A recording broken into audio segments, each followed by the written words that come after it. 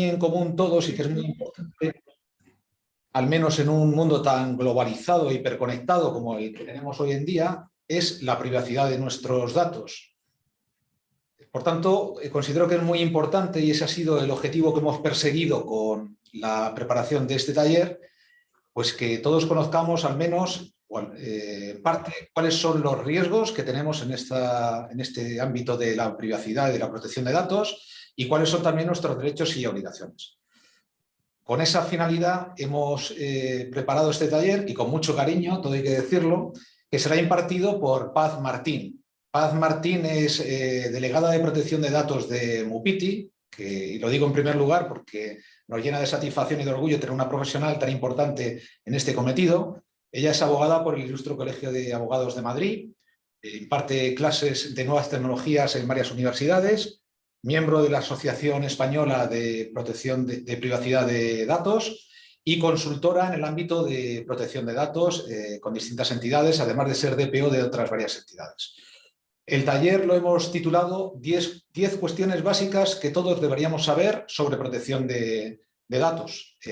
Y sin más demora y agradeciendo vuestra asistencia y vuestra conexión, pues cedo la palabra a Paz para que empiece cuando considere oportuno.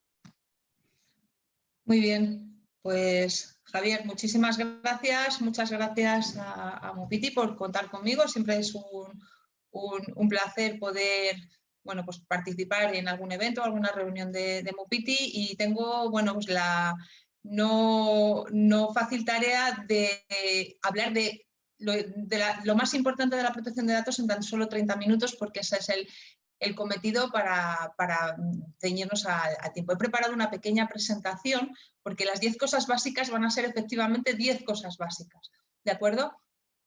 Voy a compartir la pantalla y bueno, pues vamos a ir comentando esas 10 cosas que desde el punto de vista tanto personal como profesional nos van a servir a nosotros en nuestro día a día, o tenemos que tener en cuenta en nuestro día a día.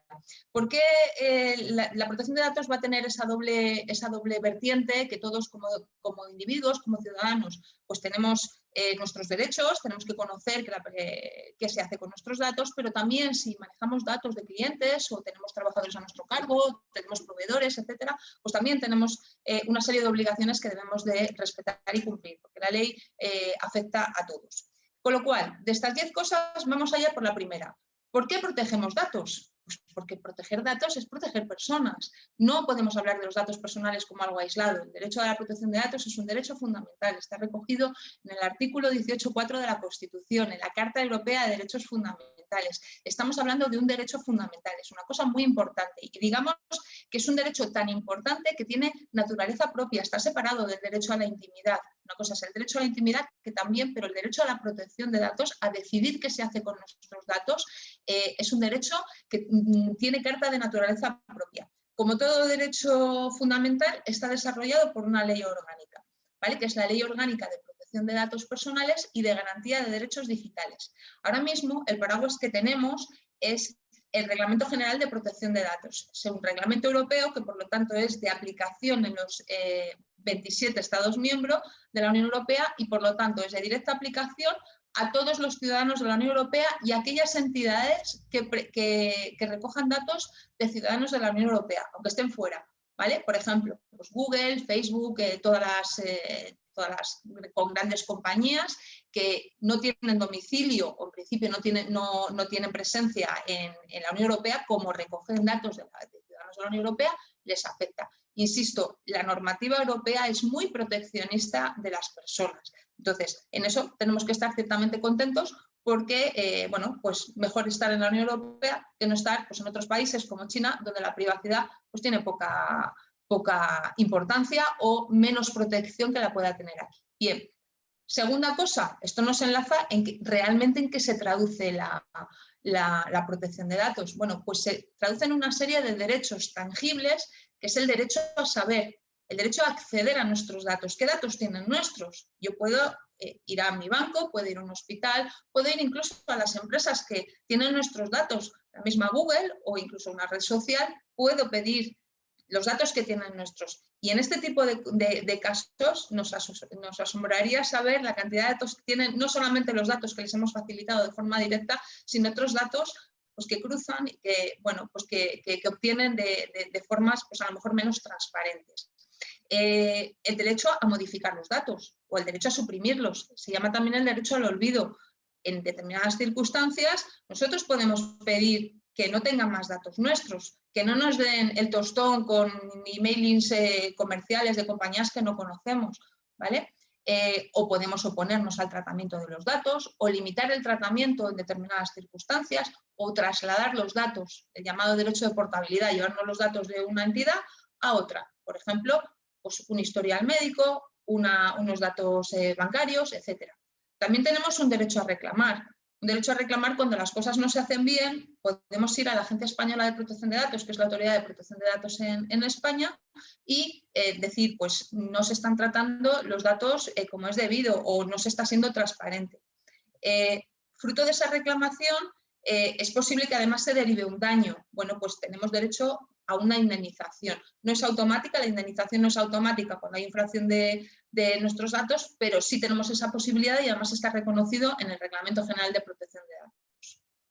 Tercera cosa importante, quien trate datos, y cuando hablamos de tratar datos, hablamos de hacer cosas con los datos. Quien recoja datos, pero siempre con fines legítimos, lógicamente, que pueda ser, insisto, pues la empresa con la que trabajamos, pues una gestoría, una empresa de seguros, un banco, cualquier entidad recoge datos, ¿vale? Pues todas estas entidades y nosotros mismos como profesionales, cualquiera de vosotros, podéis tener obligaciones con respecto a los datos que gestionáis, de vuestros clientes, de vuestros proveedores, de vuestros usuarios, de vuestros contactos. Bueno, pues si estamos en un ámbito profesional y hacemos cosas con los datos, tenemos las siguientes obligaciones. Las vamos a desmenuzar en las siguientes diapos, pero este es el resumen. Lo primero y lo más importante, siempre, siempre, siempre que se recojan datos personales hay que informar. De ahí las cláusulas y las políticas de privacidad, a veces demasiado largas, bueno, donde nos exige la ley que tenemos que informar de una serie de cosas, tenemos que ser muy transparentes. En segundo lugar, tenemos que recoger el consentimiento o cuando el consentimiento no es esa base que legitima el tratamiento de datos, porque estamos a lo mejor en un ámbito contractual, si yo voy a contratar un seguro, no consiento el tratamiento de mis datos, realmente es que los datos son necesarios porque si no, no puedo hacer el seguro, o no puedo abrir la cuenta corriente, o no puedo hacer una gestión, no puedo hacer una compra-venta, ¿vale? Con lo cual, tenemos que tener documentado o ese consentimiento o esa base jurídica que legitima la relación. Tenemos que regular las relaciones con terceros. Está muy bien que yo tengan los datos personales de mis clientes, de mis proveedores, etcétera, pero ¿qué pasa si esos datos se los tengo que dar, por ejemplo, a mi gestoría o, por ejemplo, a la empresa que me lleva el mantenimiento informático o utilizo un software que a lo mejor no está en la Unión Europea? Bueno, pues todo eso se tiene que regular en contratos. Son los llamados encargados de tratamiento. Además, tengo otra obligación, que es llevar un registro de actividades de tratamiento. Los que sean más mayores y les suene el tema de protección de datos, sabrán que antes se declaraban los ficheros a la Agencia Española de Protección de Datos. Esto ya no existe y ahora, por contra, tenemos que llevar un registro interno de todo lo que hacemos con los datos personales. Es una especie de, iba a decir, de documento donde se recogen, bueno, pues todo lo que es relevante de los datos. ¿Qué datos tenemos? ¿Qué categorías de datos? ¿Quién accede a ellos? ¿Cuánto tiempo los conservamos? Si hay terceros que acceden, etcétera. Las finalidades de los datos, etcétera. También tenemos que hacer un análisis de riesgos. Esto es una gran novedad de la legislación actual de protección de datos. Y es que, lógicamente, no es lo mismo un ingeniero que trabaja solo porque presta servicios a clientes o trabaja para empresas que, por ejemplo, pues una gran entidad. Las obligaciones, de acuerdo con la normativa de protección de datos, son las mismas, pero evidentemente el riesgo pues será muy distinto el que tenga un autónomo que el que tenga una gran corporación. Evidentemente no será lo mismo pues empresas que cuenten con muchos medios a la que tengan menos medios. Las empresas que traten datos más sensibles, por ejemplo, pensemos en los hospitales pues, o incluso en las redes sociales que tienen pues, gran cantidad de información, pues el riesgo será más elevado por el tipo de datos. Otras veces serán riesgos asociados a la seguridad. En todo caso, toda entidad, pequeña y grande, tendrá que tener este análisis de riesgos. y, por supuesto, tener unas medidas de seguridad. Medidas de seguridad que a veces, sobre todo en pequeñas empresas, todos decimos, uy, pues es que esto es de cosas de compañías grandes. En absoluto. Una medida de seguridad puede ser tan sencillo como tener el software actualizado, medidas de antivirus, firewalls, configurados bien los accesos, cifrado de la información, etcétera. Quizás a lo mejor si trabajamos solos no necesitamos más. A medida que la entidad cobra tamaño, bueno, pues habrá que ir analizando los riesgos y adoptando las medidas de seguridad más adecuadas en cada caso. Otra obligación más es atender las peticiones de los derechos, de esos derechos que acabamos de ver, de acceso, rectificación, etcétera. Bueno, pues si los interesados, si nuestros clientes, nuestros usuarios, nuestros empleados nos piden esos derechos, tenemos que ser capaces de contestarles. Y tenemos también una obligación de gestión de los incidentes de seguridad. Ahora lo veremos porque las obligaciones son muy concretas. Con lo cual, la cuarta cosa, y ya desmenuzamos lo que acabamos de ver. Lo primero, informar. Insisto, siempre que se recogen datos personales hay que informar de quién recoge los datos y si hay un delegado de protección de datos. ¿Qué datos se recogen y para qué se recogen? ¿Cuánto tiempo se van a conservar? No hace falta poner plazos exactos. Normalmente el plazo de conservación lo suele marcar una ley, que es cuando van a expirar las obligaciones legales. Pues pueden ser 5 años, en el caso de los trabajadores, una vez que han abandonado la empresa, a veces 10, porque el Código Penal contiene pues, algunas prescripciones de acciones que puedan ser necesarias, etcétera. Pero bueno, dar una idea de cuánto tiempo, es decir, que los datos no se van a conservar indefinidamente. ¿A quién le vamos a dar los datos? A veces, para ejecutar un contrato, pues hay que comunicar los datos a la administración tributaria o a la seguridad social o a entidades financieras o aseguradoras. Bueno, simplemente es informar de ello, ¿vale? Y por último, ¿dónde y de qué forma, a través de qué medios se pueden ejercitar los llamados derechos de los interesados? Y también el derecho a presentar una reclamación. Todo esto tiene que incluirse en las políticas de privacidad. Entonces, bueno, pues siempre que se recojan datos en esos formularios que les ofrecemos a nuestros clientes o que nos ofrecen a nosotros como consumidores, tiene que estar toda esta información. Quinta cosa, los consentimientos, importantísimo, pero no solamente los consentimientos. Se puede hacer tratamiento de datos por todos estos motivos y no siempre el consentimiento es, digamos, la única razón por la que se puede hacer un tratamiento de datos. Por ejemplo, cuando contratamos a un trabajador o cuando nos contratan, no consentimos el tratamiento de nuestros datos. Los datos nos los solicitan porque de otra manera no nos pueden contratar. Y además es que la empresa tiene que cumplir unas obligaciones legales, que es proporcionar esos datos a la Seguridad Social, a la agencia tributaria, etcétera. Con lo cual, no hay consentimiento en las relaciones laborales. Sí puede haber un consentimiento inicial de quiero trabajar en esta empresa con esta empresa. A partir de ahí los datos son los necesarios. Si voy a hacer un seguro o plan de jubilación, evidentemente me van a pedir una información muy distinta que si hago un seguro de hogar, por ejemplo. Pues la información será completamente diferente. Siempre nos movemos en el ámbito del contrato precontrato. Puede haber una obligación legal, que es recogemos los datos de, pues en este caso, de minusvalía, porque nos dice la ley que si usted nos comunica su minusvalía, tenemos que, bueno, pues está bonificado en su IRPF. Esto es una obligación legal. O puede ser porque estemos en el ámbito del interés vital, si tenemos que proteger la salud de una persona.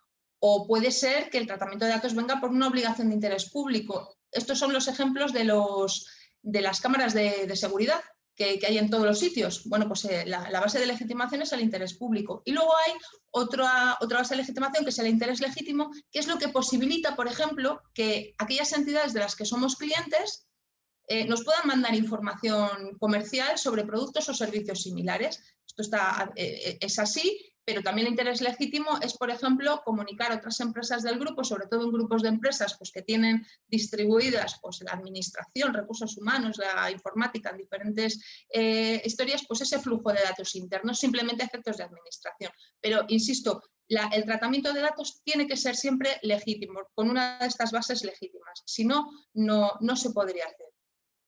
Sexta cosa, lo hemos dicho también, el enfoque desde el riesgo, importantísimo. Tenemos que ser conscientes de esas amenazas que se ciernen sobre cualquier actividad. Esas amenazas pues, pueden ser de cumplimiento, por ejemplo, ¿Tiene usted un procedimiento para contestar a los derechos de las personas? No, ya tiene un riesgo y grande.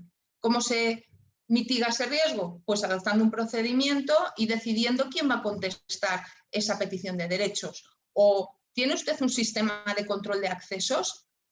Y me da igual que sean físicos o lógicos, ¿vale? Porque la normativa de protección de datos afecta no solamente a los datos que tratamos en los medios digitales, sino también al papel. Todo aquello, entonces, si en una entidad donde tenemos mucho papel puede entrar cualquiera, pues tenemos un riesgo muy grande.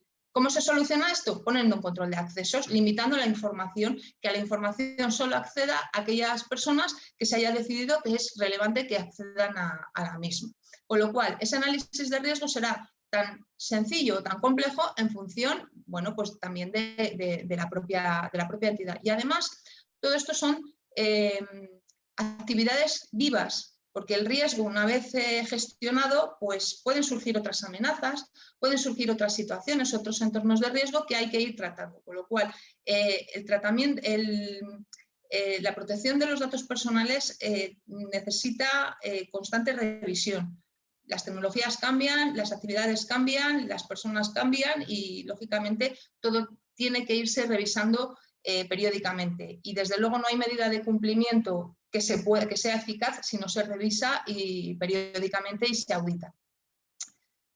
Séptima cosa, atender los derechos es prioritario. El derecho a la protección de datos, en el fondo, es atender, satisfacer estos derechos. Es lo que se llama el habeas data, es decir, puesto que como ciudadanos, como personas, tenemos ese derecho a saber a qué se hace con nuestros datos, a decidir sobre el destino de nuestros datos. Si nosotros pedimos un derecho de acceso a aquellos que gestionan o que tratan nuestros datos, nos lo tienen que garantizar y nos tienen que contestar en el plazo de un mes, en situaciones normales o excepcionalmente otros 2.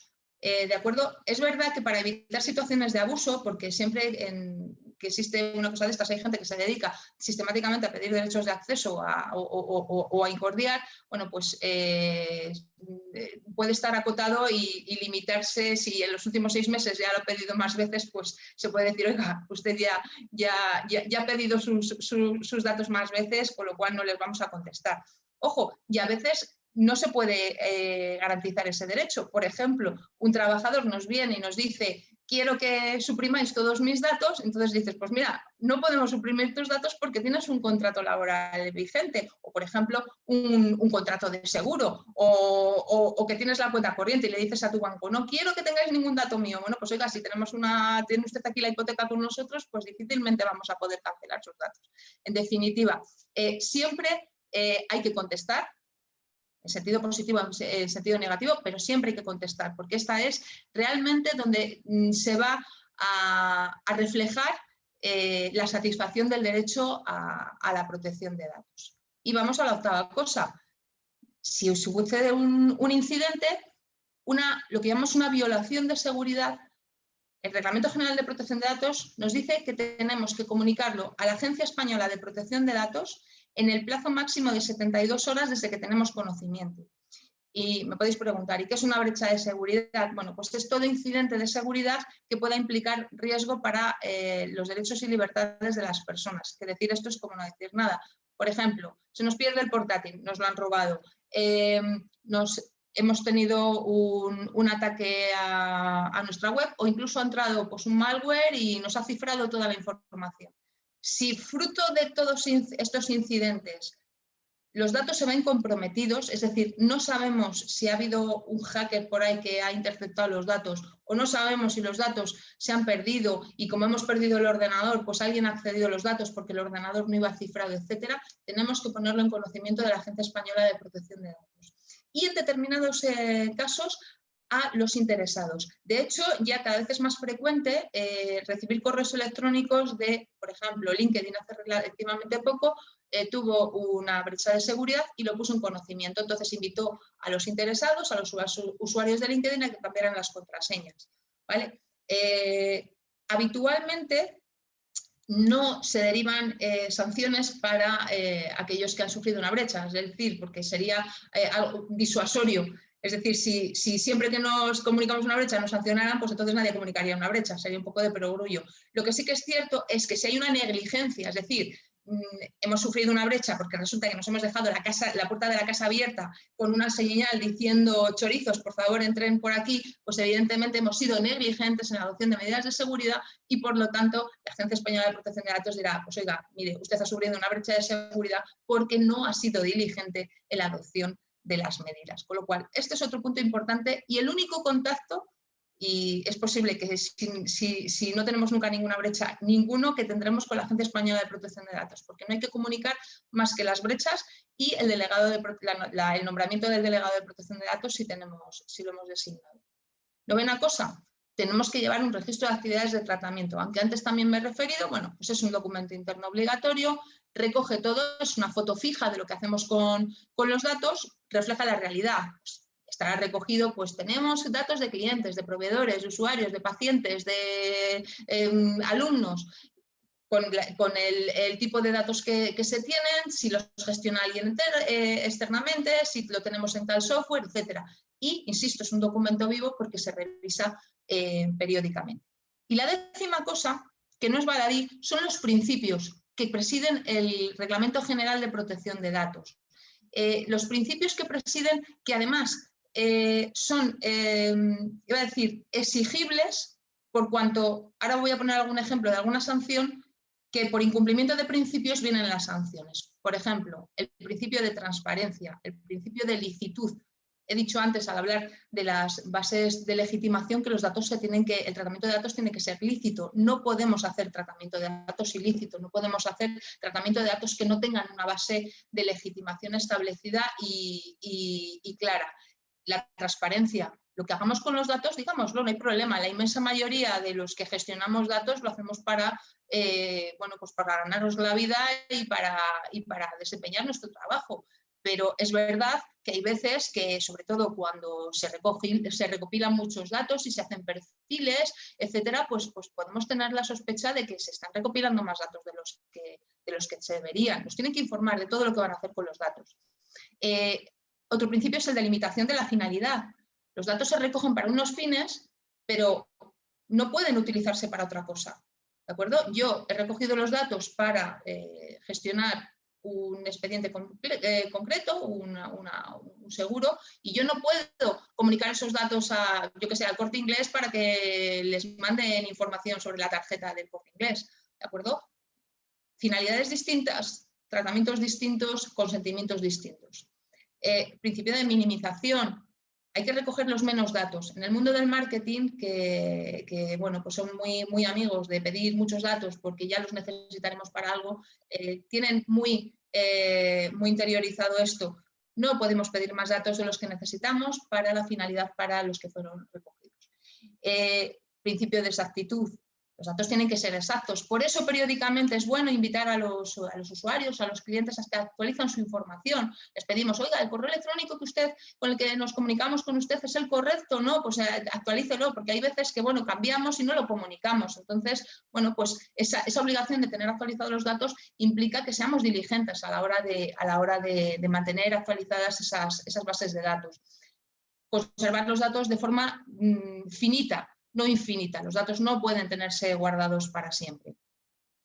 Y, por supuesto, existe una obligación de confidencialidad y de mantener la integridad de los datos, es decir, que los datos no sean variados. Fijaros, si esto es importante, si en un expediente médico se modifican los datos o en un expediente, por ejemplo, de un seguro, donde se cambie la base, no sé, de indemnización. Bueno, pues la entidad tiene que estar preparada para garantizar estos dos principios. Y por último, el principio que lo preside todo, el principio de responsabilidad proactiva, traducido al inglés de la accountability, que es ese deber de diligencia que debe observarse cuando gestionamos datos. Es decir, tenemos que ser capaces de demostrar que hacemos las cosas bien y esto nos va a exigir al final, pues tener documentadas las cosas, el dar pasos sin necesidad de que nos pidan explicaciones, sino darlas nosotros, adelantarnos y ser muy transparentes, porque al final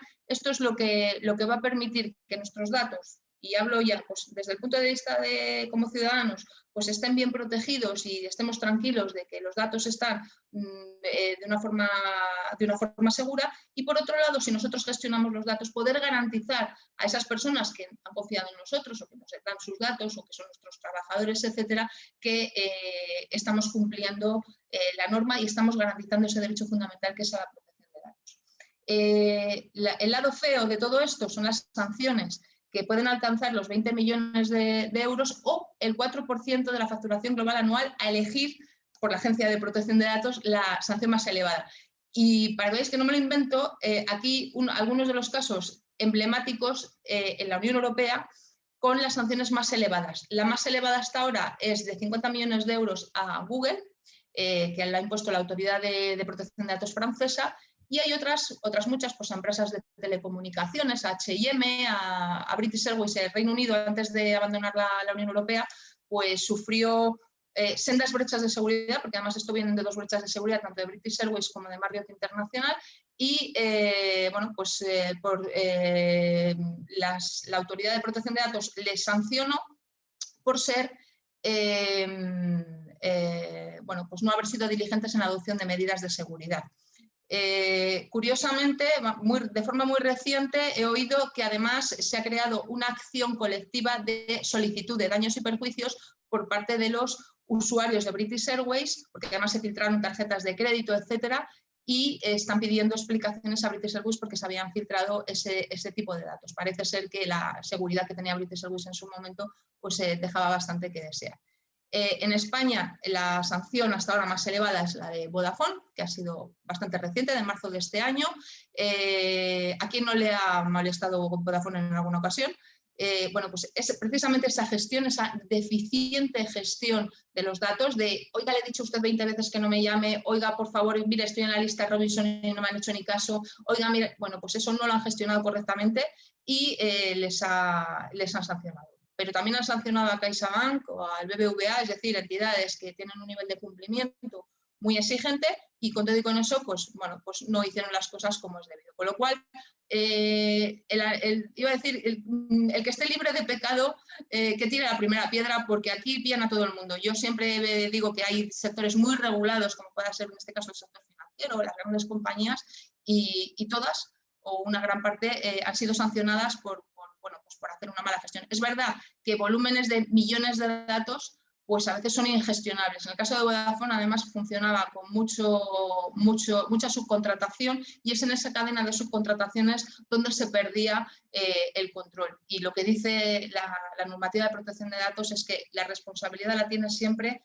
quien recoge los datos. En este caso era Vodafone. Pero esto no le pasa solo a las compañías grandes, y ya termino. Le pasa también a las compañías pequeñas. Estas son algunas de las sanciones, iba a decir, modestas, de 500 euros, 800, 900, pues desde un chino por aquí, el Chenghui que debe ser pues, un bazar chino, o pues hasta un taller mecánico o pequeñas compañías. Es decir, todos estamos bueno, pues expuestos a no hacer las cosas bien. Y bueno, aquí en esta columna que tenemos, ¿por qué razones han sancionado? Pues todos estos casos son páginas web que no tenían cláusula de información, es decir, que probablemente tenían un formulario sencillito en su página web y no informaban de qué iban a hacer con los datos. Bueno, pues se les ha puesto esa sanción y lógicamente proporcional por su tamaño, actividad, etcétera, pero tampoco se han librado. Dicho lo cual, bueno, pues la normativa de protección de datos pues está para cumplirla.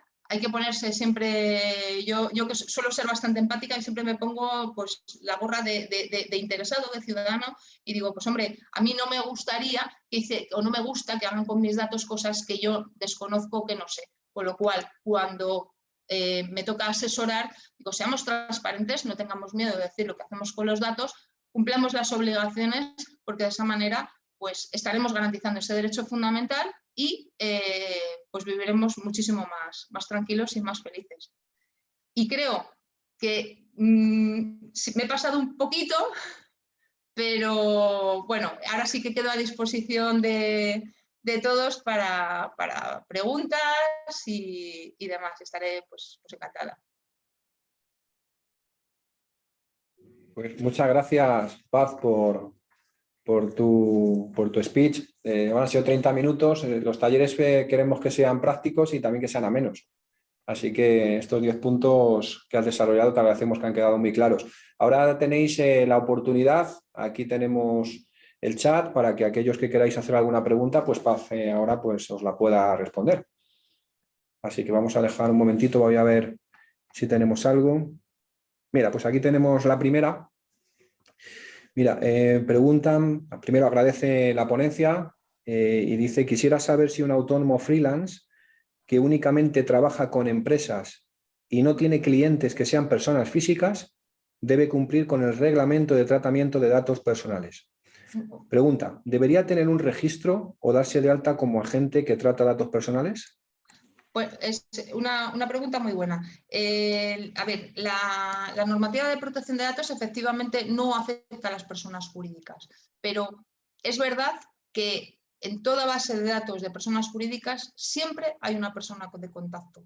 Es decir, el director comercial de no sé qué, que se llama Manolo López, o la persona de contacto, o un par de personas, a veces nos dan sus teléfonos móviles. Yo, en esos casos, y salvo que estrictamente no haya ni un solo dato de personal, insisto, que no haya ni un solo dato personal, el autónomo estaría obligado. Mi caso, yo trabajo como profesional, el 100% de mis clientes son personas jurídicas, pero yo a diario trato con personas físicas y esas personas de contacto tienen que ser informadas. Evidentemente, el riesgo es infinitamente menor y las obligaciones son las mismas. Es informar, es tener ese registro de actividades de tratamiento. Insisto, no hay que comunicar nada a la Agencia Española de Protección de Datos. No hay que darse de alta en ningún sitio. Lo único que hay que tener es un plan de cumplimiento, hacer una reflexión sobre qué riesgos se ciernen sobre nuestra actividad si tratamos datos de personas jurídicas y como mucho de alguna persona de contacto de ese cliente. Bueno, pues con una cláusula que en el momento de firmar la oferta comercial informativa de, oiga, los datos personales van a ser tratados por mí, que soy Pepe Pérez, y que voy a gestionarlos con la finalidad de gestionar esta relación contractual y prestarle los servicios presupuestados y tal, es decir, lo que dice la ley, llevar ese registro de actividades de tratamiento. Si en un momento dado alguien pide uno de los derechos, ser capaz de contestarlo y no mucho más. Ciertamente es para una persona que trabaja sola en este contexto, pues es mucho más sencillo que a lo mejor para una organización que es más compleja. En el caso de las empresas, además, es necesario formar a sus trabajadores, porque la inmensa mayoría de las brechas de seguridad y de los problemas de seguridad vienen por, iba a decir, por incumplimiento, sobre todo por desconocimiento de los trabajadores, que no saben que lo que están haciendo no lo pueden hacer. Una cosa un ejemplo muy claro, cuando vienen estos correos electrónicos que dicen Microsoft Office tiene una actualización y tal, y alguien le pincha ahí y le mete las credenciales, está metiendo el bicho en casa. Si a esa persona, a ese trabajador, nadie le ha dicho, oye, ten cuidado, porque normalmente Microsoft nunca te manda un email diciendo que actualiza tu sistema operativo, eso es un malware que lo que nos va a hacer es mandarnos a hacer puñetas, pues evidentemente el trabajador no lo sabrá y lo podrá hacer y pone en peligro a la empresa. Esto que le pase a una persona que trabaja sola, pues hombre, ya tendrá más cuidado. ¿Vale? Tendrá otros riesgos, por ejemplo, pues los medios, pues dices, hombre, pues estar permanentemente actualizado en seguridad para una persona que trabaja sola, pues es más complicado, pero no es tan complejo, es observar unas medidas de seguridad y unas obligaciones que hemos visto muy sencillas. Otra pregunta de un participante, Paz, aparte que da las gracias también por la ponencia, dice: ¿cómo podemos evitar que una empresa a la que le estamos cediendo nuestros datos se los pueda pasar a otra o otras empresas de su grupo? La mayoría de las veces ni nos enteramos. A ver, esa cesión de empresas está prohibida, salvo lo que decía antes. Es verdad que en grupos de empresas la gestión, sobre todo si alguien conoce un poco el funcionamiento de las multinacionales, pues a veces la gestión de la administración la tienen en Francia, la de recursos humanos en Alemania y la gestión del marketing en España. Entonces, son grupos de empresas y realmente lo que se dan servicios entre ellas, pero ceder como tal, es decir, la empresa A bajo ningún concepto puede ceder los datos a la empresa B para que haga con ella los datos que quiera. Otra cosa, os pongo un ejemplo, si yo compro un paquete en Amazon, Amazon le va a dar los datos a una empresa de mensajería para que me llegue el paquete a casa. En ese caso, la cesión es legítima porque está amparada por la propia ejecución del contrato de compraventa que empieza con esa, pues con esa compra online y termina cuando el producto es entregado. La empresa de transporte no podrá utilizar los datos más que para hacer la entrega de ese paquete. Esto sería una cesión legítima. Lo que no podría hacer en ningún caso la empresa de transporte a las que se han cedido los datos es de repente contactar con el usuario y dice, y si usted quiere llevar un paquete, pues contacte conmigo. No, eso no lo puede hacer. La cesión no se puede hacer, salvo que esté justificada por razón del contrato. Un ejemplo claro, que a veces incluso va en contra de los propios trabajadores. Por ejemplo, cuando se manda un currículum a un grupo de empresas o te dicen que le estás dando el currículum que autorizas para que den tus datos a las otras compañías a las que están comunicando datos, o si no, no podrán hacerlo. De hecho, hay una sanción antigua de la Agencia Española de Protección de Datos en ese sentido, que comunicaba datos a las otras empresas del grupo sin decírselo al interesado. O sea, que quiero decir, cuidado con las cesiones. Las comunicaciones de datos que he puesto en el primer caso, el ejemplo de entre compañías, no hay una cesión como tal, es lo que se dice un encargo de tratamiento intercompañía. Dice otra participante, pregunta, dice, la normativa europea es clara, pero ¿qué pasa con los países europeos que están fuera de la Comunidad Económica Europea, como Suiza, Andorra, etcétera? Y pone el ejemplo de los youtubers, ¿no?, que han trasladado su residencia a estos países. A ver, en el caso de Suiza, y no estoy segura de si Andorra, son países que han sido reconocidos como de seguridad equivalente y tienen protocolos de transferencias internacionales muy parecidos, con una normativa muy parecida a la europea. Por ejemplo, pasa con Reino Unido. Reino Unido ya no forma parte de la Unión Europea y la transferencia de datos y el cumplimiento de la normativa allí es prácticamente la misma. Con lo cual los datos, hay una serie, no son muchos, más peligrosas son las transferencias, por ejemplo, a China o a Rusia.